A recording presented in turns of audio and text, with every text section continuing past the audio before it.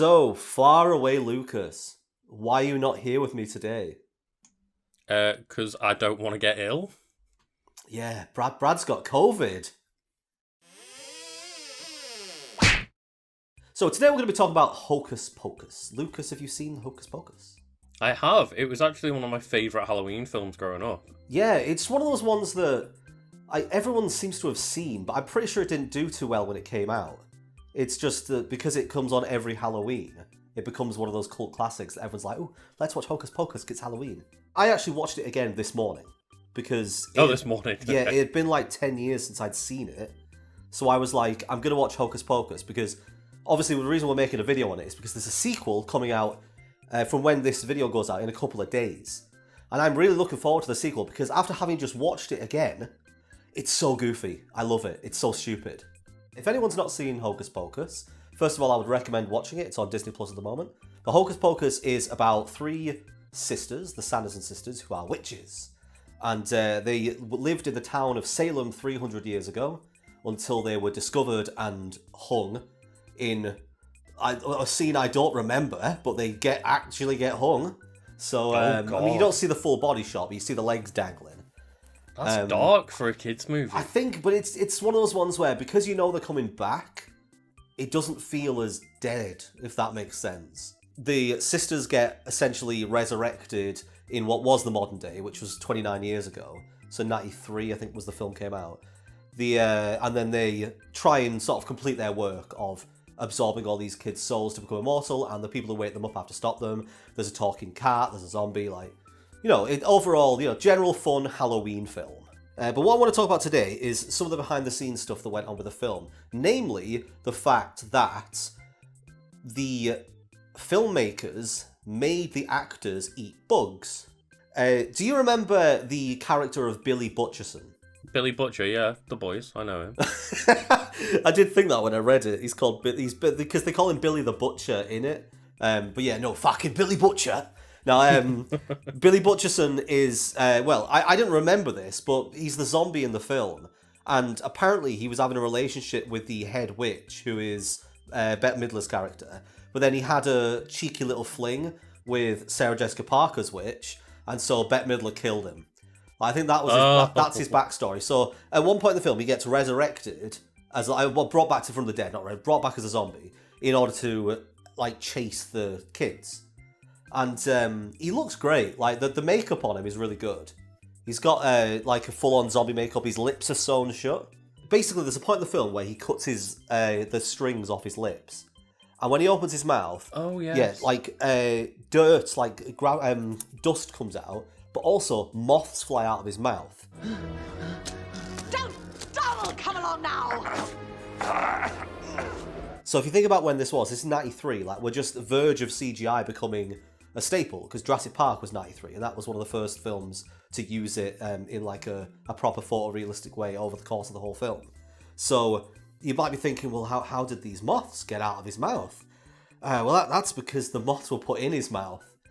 And this actor, so what they had to do is they had to make these fake dentures and then attach what seems like a latex pocket on the inside of his mouth, which attached these fake teeth. And then the actor had to stand there while a moth specialist, I don't know what you would call the people that handle moths, but they had to put moths into his mouth. And then once all the moths were in his mouth, he then had to close his mouth, and then they had to add the fake stitches. So essentially glue his mouth shut, full of moths. Oh no! In order for him then in the scene to cut open the strings and open his mouth for the moths to fly out. The problem was they didn't do this in one take. Oh. I've titled this video that they made the actors eat bugs, and that's because Doug Jones is not the only actor in Hocus Pocus who ate a bug. On the 25th anniversary of the movie, when all the cast got back together, Sarah Jessica Parker revealed that in one scene she ate a spider.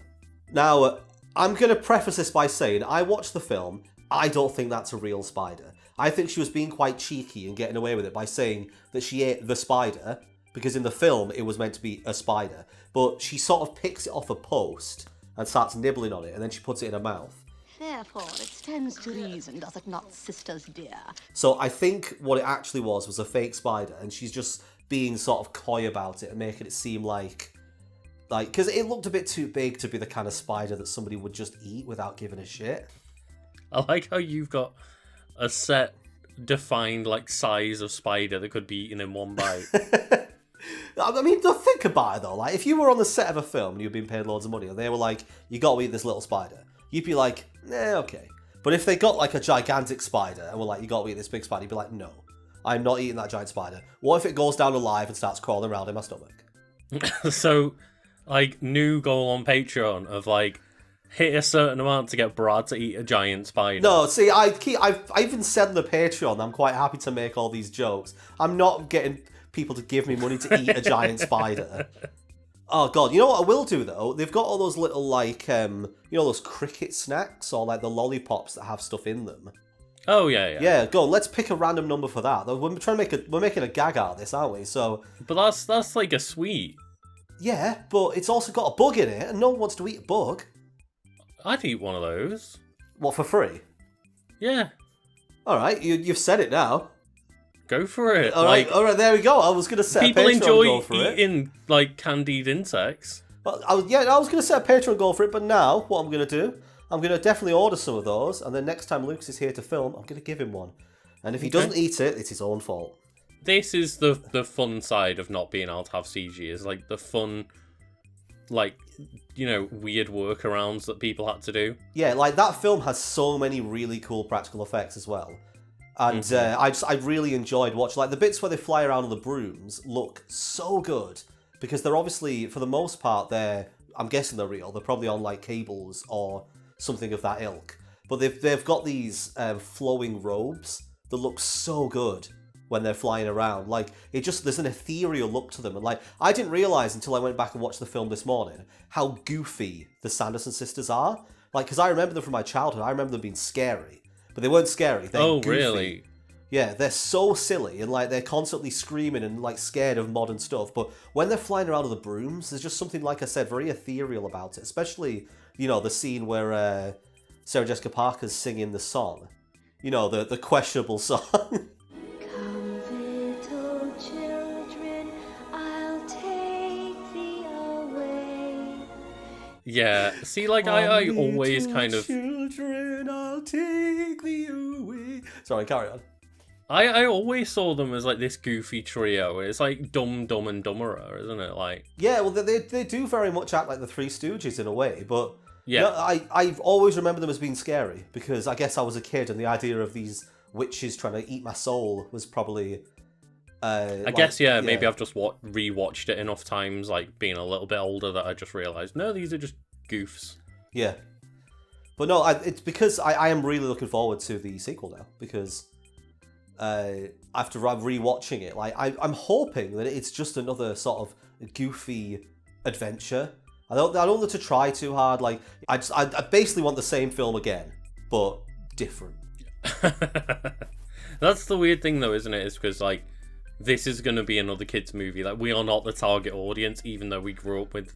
Like, we have nostalgia for Hocus Pocus, but they're trying to target a new group of kids now. If anyone does the floss,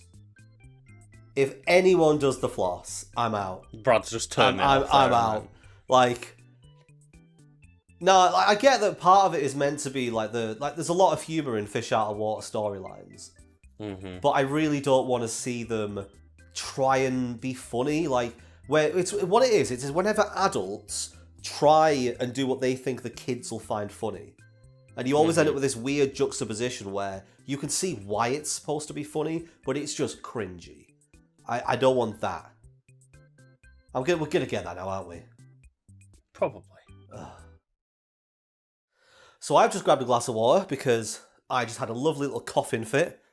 Because, as I said at the start, I'm currently riddled with COVID. Now, if anyone's wondering, I am fine. Like, it's basically a cold that I've got. Like, it doesn't feel like I've got the worst of it, but it's a cold that makes me feel knackered and makes me cough.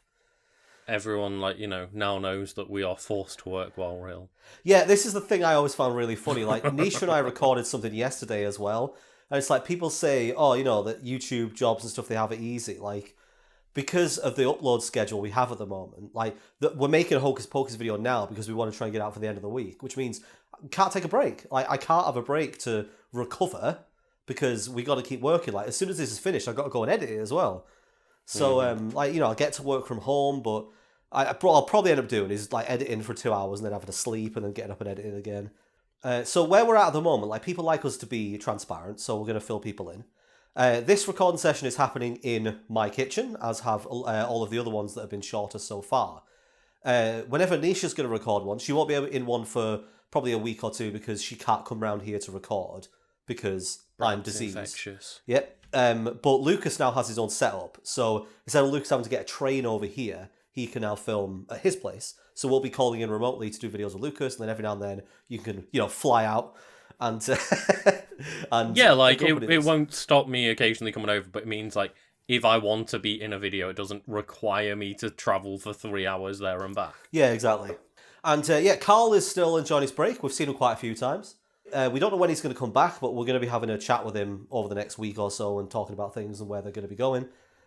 People may have noticed if they're paying attention to the views and things, the little short videos we've been doing, like some of them are doing well, some of them have been not doing well, but the Patreon is doing great. And what that means is that it doesn't matter if the videos aren't getting enough views because the people who are supporting us are keeping the channel alive so we can keep making videos and then you can keep watching the videos. So the people who want the videos to stay alive are keeping them alive, which was the whole point of trying to go Patreon funded in the first place.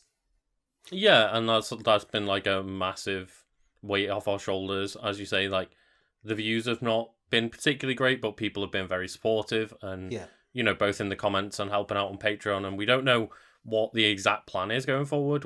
Again, we'll, all be conversing and figuring things out over time. But yeah, it's been great to see that people want to see us keep making content. Yeah, we've been saying all the time, like whenever you change anything on a long-running channel, you'll immediately get a bit of a loss because it's just the way that YouTube is. Like, it's the reason why every single person who makes content tends to make the same content and they don't deviate from that content, because if you deviate from the content, then the analytics start to take a hit.